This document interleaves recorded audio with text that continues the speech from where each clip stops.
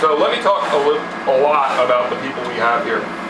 With us we have among the most respected overclockers in the AMD community who have ever been. We have Brian McLaughlin, who is here, also known as Chew, and we have Sammy Mäkinen, also known as Maki. Brian hails from Providence, Rhode Island, and Sammy from Helsinki, Finland. These guys aren't the best because they're just smart. They work so hard to do this. Overclocking is one of the most undercompensated professional sports of all time. These guys have at times held, virtually every record that exists on AMD hardware, and they've worked their tails off to get there. And so we invited both of them to come down and do these tests, and so that's what they're doing here, which is yet another crazy science experiment, which I like to inspire and encourage us to do. So the experiment today has been, yesterday for the first time, we took FX under liquid helium, and we had done some initial testing, about a week before on LN2, so it's really just the beginning.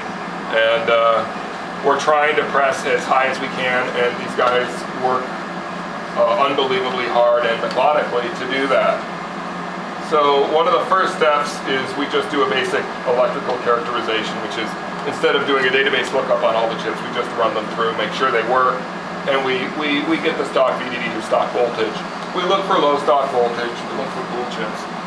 We also look for voltage tolerance, and we'll also run them on LN2, the best of them, to see how high we can get. In initial testing, we were seeing frequencies on many chips.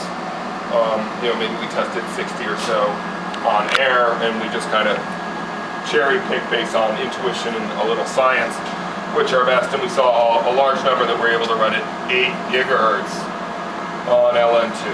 So that's really a testament to great scaling. The fastest any modern architecture CPU can scale is Phenom 2 at 7.2 gigahertz. Brian currently has the number 2 CPU-Z or pure frequency run in the world for Phenom 2. That's the fastest any modern architecture CPU can run. So what we're trying to do is see what we can do with AMD FX, and clearly it just blows that away. And so we're not happy with that though, and the question is just how far can we go? So we do a few things. First, we start to mess with stuff and see if we can't get everything perfectly dialed in. And the other thing is we go colder. So you take heat out of the equation, and with liquid helium, you affect the conductivity of the silicon. And that's what we've done today. So we're going to try to run through a few trips that are going to really go over the next couple hours. We're going to be here till 2 a.m., at least tonight, doing this because it's fun. And it's not often you get such a great environment to be an overclocker in. So this is what we'll be doing, and we're going to take a chip right now on LN2. I think we're starting with the unknown chip, Sammy? We're starting with a question mark. We got a few other setups. Switching out these setups is a pain and very difficult to do in real time.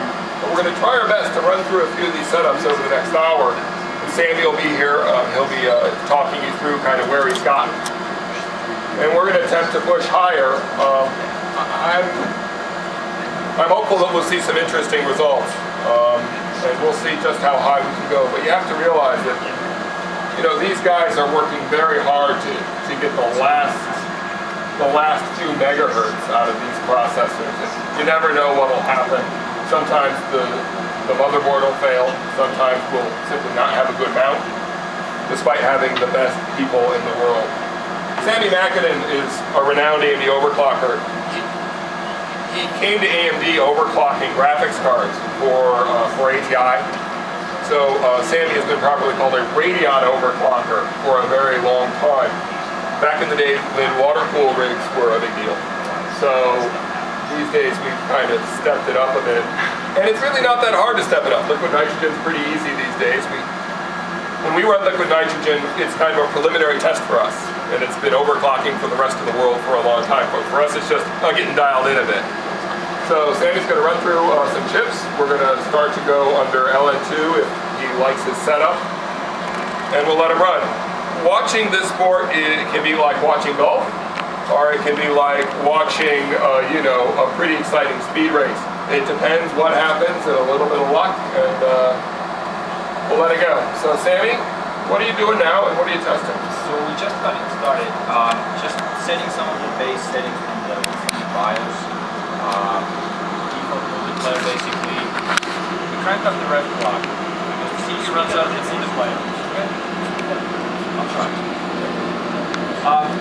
So we're just setting some of the base settings. Voltages for the BIOS, multiplier, rev clock.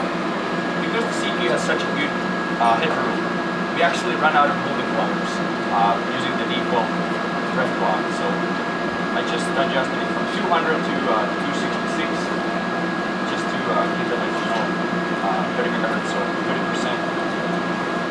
And just telling some of the basics like DRAM timings, keeping the NV and HDLink speeds at the same settings, obviously memory as well. Particular ASUS board has some interesting options as far as the voltage regulation goes. So you can set things like load line calibration, basically adjusting the amount of voltage drop it takes during the load. Just dialing in all those settings first. Sure. You said you were in a BIOS issue, CPU issue, or just something that needs fixing? It's just the CPU is just overclocking too high. So For what? I mean, yeah. So 31.5 is the highest multiplier, but actually that gives you 6.3 gigahertz. So obviously going beyond that, we have to adjust the rev clock. We've been running 266. That's been running fine, and then tried actually higher. Maybe Brian has, I don't know, but 266 would be good for my testing. Obviously it provides enough headroom